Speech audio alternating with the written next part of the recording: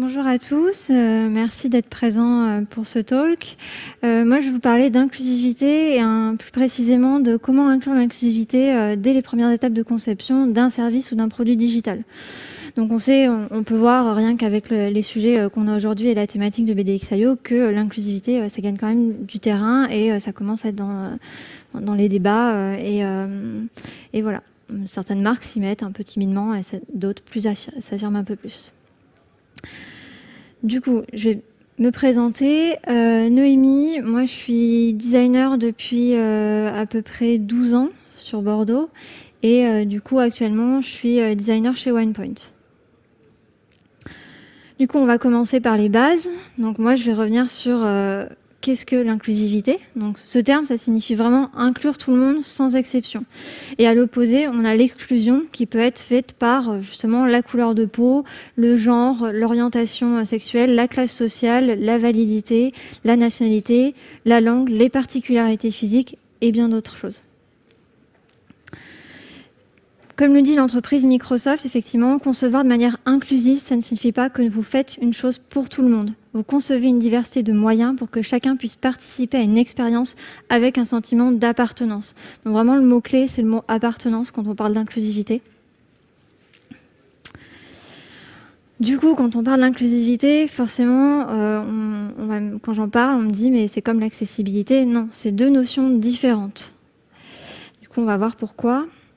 Le gouvernement français définit l'accessibilité numérique comme consistant à rendre les contenus et services numériques compréhensibles et utilisables pour les personnes en situation de handicap. Donc en France, en fait, on a le RGA, donc ça va être un référentiel sur l'accessibilité, donc des règles à respecter. Les administrations publiques, elles sont obligées d'être conformes RGA et d'avoir un taux de conformité acceptable. Par contre, effectivement, pour l'inclusivité, il n'y a rien qui est réglementé. Donc c'est vraiment au bon vouloir de chaque entreprise et pour pouvoir le prendre en compte. Du coup, comme il y a une différence entre l'accessibilité et l'inclusivité, une interface, elle peut être accessible mais pas inclusive. Donc là, par exemple, sur l'exemple que j'ai mis, c'est un champ de formulaire où on demande de saisir le genre. En termes d'accessibilité, on va se dire que le contraste, il est suffisant, que le formulaire il est codé de manière à supporter les lecteurs d'écran et que le formulaire est codé pour supporter le zoom. Par contre, en termes d'inclusivité, sachant que le champ est obligatoire, on va exclure toutes les personnes qui ne se sentent pas binairement homme ou femme. Et en plus, il faut se poser la question, c'est est-ce que cette information, elle est réellement nécessaire ? Ça ne va pas exclure les personnes d'utiliser le service, mais ça va quand même provoquer un sentiment de gêne ou de non-appartenance. Je ne vois pas pourquoi j'ai à spécifier que je suis un homme ou une femme et en plus je ne me sens pas homme ou femme. Et du coup, tout comme on peut être inclusif mais pas accessible. Donc par exemple, l'écriture inclusive avec les points médians, donc exemple utilisateur.ris, c'est pas accessible parce que ça rend difficile la lecture pour les dyslexiques.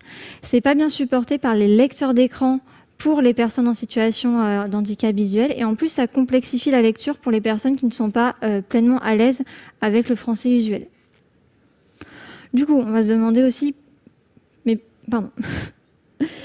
Du coup, comme le dit l'entreprise 99 Design, le design accessible tend à être l'un des éléments du design inclusif, car les deux visent à atteindre le même objectif, à savoir créer des produits adaptés à un large éventail de personnes. Du coup, pourquoi être inclusif ? Donc, forcément, le bien-être des utilisateurs. Pour gagner et fidéliser des clients, forcément, et pour augmenter son chiffre d'affaires. Il y a des clients qui peuvent se détourner d'une marque parce qu'elle n'est pas inclusive ou qu'elle tient clairement des propos exclusifs. Enfin, on a pu le voir dans l'actualité ces derniers temps, il y en a qui se positionnent de cette manière. Et du coup, des chiffres en fait, pour montrer la valeur d'être inclusif. Donc ça peut apporter plus 25% d'amélioration sur la satisfaction des utilisateurs, plus 40% d'augmentation des recommandations positives, plus 30% d'impact positif sur les ventes, plus 9% de probabilité de réachat et plus 83% en performance business. Donc c'est pas négligeable. Du coup, l'inclusivité, c'est la responsabilité de qui ? faut bien trouver quelqu'un pour s'en charger. Donc, dans les entreprises qui ne sont pas forcément matures sur le sujet, on peut imaginer que la responsabilité elle va être portée par différentes personnes. Donc, ça pourrait être le responsable produit, ça pourrait être le product manager, le chef de projet, le designer, le développeur ou toute personne qui se sent concernée. Je pense qu'on va se sentir plus concerné quand on appartient à une minorité et on va vouloir justement porter ce sujet en talk. Après, dans une entreprise mature sur ces problématiques d'exclusion, on pourrait imaginer un garant ou un responsable dédié à l'accessibilité et à l'inclusivité des produits et des services digitaux, et même au sein de l'entreprise garantir l'accessibilité et l'inclusivité pour ses salariés. Et concrètement, on va voir un peu qu'est-ce qu'on peut faire pour le mettre en place. L'inclusivité, faut vraiment qu'elle soit considérée dès le début d'un projet parce que si on le considère à la fin, en fait, on risque d'avoir des résultats superficiels et ce ne sera pas forcément positif. L'idée, c'est on ne va pas forcément rajouter énormément de complexité au projet, mais il faut simplement se poser les bonnes questions pour apporter les meilleures réponses à appliquer à son produit. Comme disait Microsoft au début, on essaye de faire son maximum, mais on ne pourra peut-être pas tout faire, quoi. Du coup, comme dit l'entreprise, effectivement, 99 Design, le design inclusif, ce n'est pas une simple case à cocher, mais bien un mode de pensée à part entière. Premièrement, on peut passer par une étape de sensibilisation, donc une présentation sur l'inclusivité, sur les enjeux, sur les implications à plus ou moins long terme dans un projet. Donc, c'est comme beaucoup de sujets, faut sensibiliser, faut en parler. C'est la même problématique pour le design de manière générale dans une entreprise. Il faut en parler, il faut sensibiliser. Après, du coup, comment on peut être inclusif dans les formulaires et le recueil de données? Donc, il y a un premier sujet, ça va être vraiment se poser la question sur la nécessité des données récoltées. Est-ce qu'on a vraiment besoin de savoir, monsieur, madame, est-ce qu'on a vraiment besoin de savoir si c'est un homme ou une femme? Si c'est vraiment nécessaire, effectivement, il va falloir adapter les formulaires. Il faut qu'on ait plus de choix, de dire je ne suis pas juste un homme ou juste une femme. Et après aussi, penser aux caractères spéciaux pour les noms et prénoms, aux noms composés, aux noms très longs. Par exemple, si moi j'ai un champ de formulaire, en fait, si je ne peux pas mettre d'accent, je ne peux pas écrire mon nom correctement, je ne peux pas écrire mon prénom correctement. Il y a les noms composés. S'il y a un tiret et que ce n'est pas autorisé le tiret, je ne peux pas écrire mon nom correctement. Si j'ai un nom ou un prénom très très long, par exemple les Espagnols ils ont des noms très très longs, si mon champ est limité à 10 caractères, en fait je ne pourrais pas donner mon nom en entier. Je vais me débrouiller, mais l'expérience n'est pas optimale. Pareil, on peut avoir des noms chinois où en fait ça va être 2 lettres, mais en fait si mon champ c'est minimum 3 lettres, je ne peux pas saisir mon nom non plus. Donc voilà, je pense que les personnes dans ces situations, elles se débrouillent, mais l'expérience, elle n'est pas optimale. Ça met dans des conditions pas top. Après, comment on peut être inclusif visuellement? Donc là, ça va être vraiment en diversifiant les contenus visuels. Donc tout ce qui est iconographie, icônes, avatars, couleurs, photos et illustrations adaptées. Donc par exemple, si on met des photos, il ne faut pas que ce soit que des hommes blancs cisgenres ou des familles, un homme blanc, une femme blanche et 2 enfants blancs. Enfin, on peut et diversité, et pareil, on peut aussi de la diversité dans l'âge. C'est pas des jeunes de 20 ans, ça peut aussi des personnes plus âgées ou des retraités. Enfin, il faut vraiment diversifier pour que toutes les gens se sentent inclus et puissent appartenir ou penser que le service qu'on propose, ils peuvent s'en servir. Et aussi utiliser des emojis adaptés, donc pas que des emojis blancs. Donc, on peut utiliser l'emoji jaune, du coup on s'y retrouve. Ensuite, alors, comment écrire de manière inclusive? Donc là, on va avoir un UX writing adapté. Donc, on peut adopter des formulations qui évitent l'utilisation de monsieur, madame. On peut aussi employer des termes qui sont non genrés. Donc, par exemple, les termes épicènes, les personnes, ou des singuliers collectifs, la direction, au lieu de le directeur, la directrice, ou le directeur et la directrice, ou les doubles désignations, les collaboratrices et les collaborateurs. On doit aussi utiliser du vocabulaire qui n'est pas discriminant. Donc, exemple, blocklist au lieu de blacklist. Il faut aussi faire attention à l'emploi de l'humour, qui ne peut pas être compris par tout le monde. Il y a des neuroatypiques qui ne vont pas forcément comprendre l'humour, et du coup, naviguer dans une interface, ça va être compliqué pour eux. ils vont s'en sortir, mais ça va quand même être compliqué. Et après, utiliser des mots simples à comprendre, c'est-à-dire qui font sens pour tout le monde. On évite le jargon, car tout le monde n'est pas avec le même bagage culturel. Par exemple, moi, je suis bordelaise, je dis Sadaï gavé, je suis pas sûre que tout le monde comprenne. Et du coup, il y a aussi l'inclusivité dans le numérique, donc l'inclusivité matérielle. Donc, il faut vraiment penser aux personnes qui ne possèdent pas d'ordinateur et qui possèdent juste un smartphone, ou inversement. Si on conçoit un service qui fonctionne uniquement sur PC, mais en fait, on va exclure toutes les personnes qui n'ont pas les moyens ou le besoin d'acquérir un ordinateur et qui naviguent depuis un smartphone. Donc déjà, en fait, vous excluez des personnes de votre service et des potentiels clients et du coup, un potentiel meilleur chiffre d'affaires. Après, du coup, donc, on peut aussi pérenniser la démarche. Donc, quand on conçoit un produit, on peut avoir un design system. Donc, dans ce design system, on va retrouver effectivement peut-être des normes d'accessibilité, des normes d'éco-conception, et on peut aussi retrouver des principes d'inclusivité écrits et compris par chaque personne qui intervient sur le design system et qui le porte. Donc, ça permet design system, ça permet vraiment de centraliser qu'est-ce qu'on doit faire dans nos produits, dans nos interfaces, et du coup le respecter. Et après, dans la user research, on peut faire des tests, lors des tests ou des interviews utilisateurs, il faut s'assurer de la diversité des personnes interrogées, autant pour l'inclusivité que l'accessibilité. Parce qu'effectivement, comme dit l'entreprise InVision, est-ce que vous avez déjà fait des tests utilisateurs avec une personne aveugle? Est-ce que vous avez déjà fait des tests utilisateurs avec une personne qui a une seule main? Je ne pense pas que beaucoup de personnes l'aient déjà fait. Du coup, pour conclure, pour moi, l'inclusivité, c'est un enjeu sociétal important parce que chacun et chacune mérite d'être reconnu dans sa diversité telle qu'elle soit. Et l'inclusivité, elle n'est pas forcément pleinement intégrée dans le récit collectif. Enfin, moi, quand j'en parle, des fois, c'est difficile de l'expliquer, de le faire comprendre parce qu'on touche à des convictions très personnelles et bien ancrées. Et voilà, et du coup, avec l'illustration, pour moi, il faudrait concevoir un monde pour tous et pas forcément pour le groupe standard d'hommes blancs, hétérosexuels, cisgenres, neurotypiques et valides. On reprend un peu le graphe de Marcy ce matin, où est-ce que vous êtes privilégié ou pas.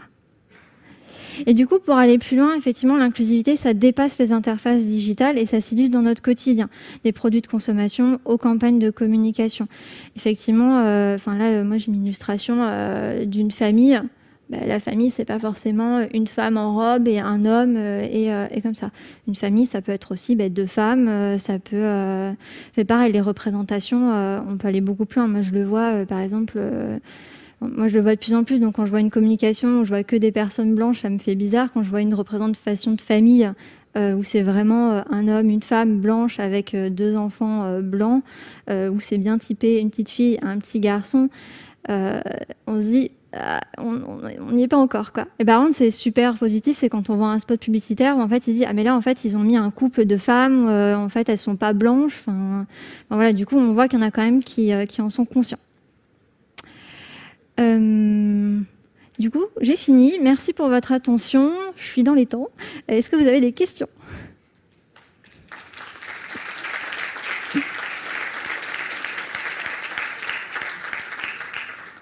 Et si vous voulez, en fait, ma présentation elle est basée sur un article que j'ai écrit en début d'année, donc il est un peu plus complet que la présentation.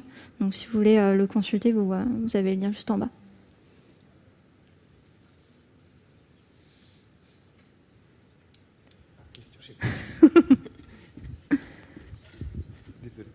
Désolé. Bonjour, merci pour cette présentation. Moi, j'ai une question qui m'est venue pendant la présentation par rapport à l'emoji jaune. Justement, moi, je me posais la question, est-ce qu'il est vraiment neutre cet emoji jaune dans le sens où si je prends par exemple comme référence les Simpsons, donc les personnages sont jaunes, alors historiquement pour une question de coup de peinture, je crois. Mais du coup, dans les Simpsons, les blancs sont jaunes. Donc, je me dis qu'inconsciemment, le jaune n'est pas forcément neutre. Le jaune représente le blanc quelque part. L'emoji jaune sera forcément plus neutre que l'emoji noir ou l'emoji blanc. Du coup, sinon vous mettez pas d'emoji. Hein. Le problème est réglé. Sinon, pas d'emoji de bonhomme.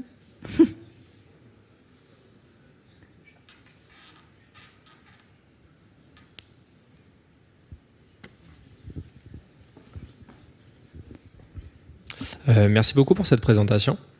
J'avais une question par rapport à nos utilisateurs cibles, nos utilisateurs finaux, en tant que designer, en tant que product designer, etc. Est-ce que du coup, travailler sur l'inclusivité, ça veut dire de faire en sorte d'avoir des interfaces et des logiciels qui sont inclusifs pour tout le monde, et du coup de ne plus prendre en considération nos utilisateurs finaux, etc. Si moi demain, mes utilisateurs, ça va être des femmes noires qui viennent d'une culture en particulier, etc. Je vais pas forcément travailler sur une inclusivité. Donc du coup, je suis pas sûr que ça soit vraiment utile ou vraiment intéressant.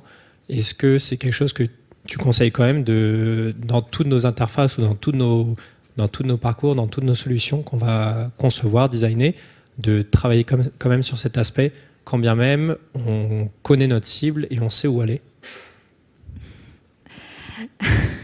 Sacrée question. J'essaye de faire l'avocat du diable. Hein. Je suis d'accord. Enfin, c'était très intéressant et j'adhère avec presque tout ce que tu as dit, mais ça m'intéressait d'avoir. Est-ce que le fait justement de normaliser un peu cette inclusivité, est-ce que c'était intéressant dans tous les points de vue, dans tous les cas, etc. Après, effectivement, si ton produit, je ne sais pas ce que ça peut être, mais c'est vraiment orienté pour les femmes noires. Enfin, je ne sais pas si c'est par exemple peut-être du maquillage pour femmes noires. Effectivement, il faut que le public cible s'identifie. Donc, si tu mets une photo d'une femme blanche, elle va dire, mais en fait, c'est pas pour moi. Donc, effectivement, je pense que c'est dans des produits en fait où la cible est quand même assez large, où tu vas. L'idée c'est pas non plus de restreindre quand ta cible elle est très large, quoi. Tu fais tu fais une interface pour un produit. Je cherche un exemple là. Par exemple, pour une interface pour suivre des formations en ligne. Mais en fait, ton public, ça peut être, il est hyper large. Donc en fait, il vaut mieux pas que dans tes photos, tu aies mis que des femmes blanches ou que des hommes blancs ou que des trentenaires ou que des personnes valides, quoi. L'idée, c'est que pour toucher un maximum de gens, il faut que les gens sentent que, qu'ils aient ce sentiment d'appartenance avec ton produit. Sinon, ils vont pas forcément y aller. Après, tout ce qui est formulaire, effectivement, il y a des gens. Déjà se questionner, est-ce que j'ai besoin de savoir si c'est un homme ou une femme, si j'ai besoin vraiment de savoir son genre, mais donner au moins la possibilité de j'ai le droit d'avoir un éventail et de pouvoir sélectionner ce que je veux, ou de ne pas le dire, mais faut quand même donner la possibilité aux gens d'être qui ils sont, qui ils sont, quoi. Mais je sais pas si j'ai répondu à ta question au final. Je sais pas s'il y avait une réponse derrière. Merci. Merci.